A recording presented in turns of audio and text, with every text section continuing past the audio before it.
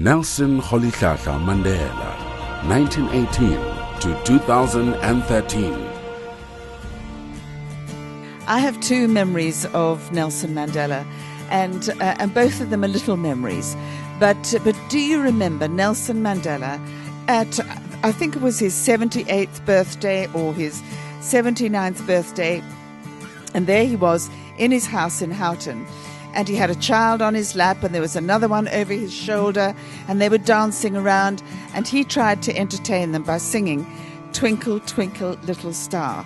And actually even thinking about that it just makes me want to cry, because it was so filled with love and with warmth and with affection. And he had these great big hands, and he was cradling one of the children, and I just thought that was just an experience of a lifetime. What other head of state would have done that, although he had retired at that particular stage? And I think my other memory of him, without any doubt at all, is of him dancing, because he danced, he swayed.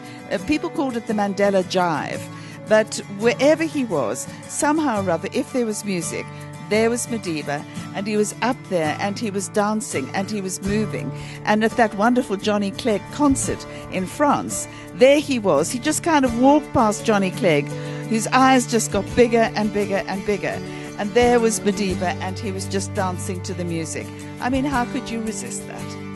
Like many thousands, if not hundreds of thousands of South Africans, I heard about Mandela's passing after I'd had a wonderful evening out with my family at a steakhouse.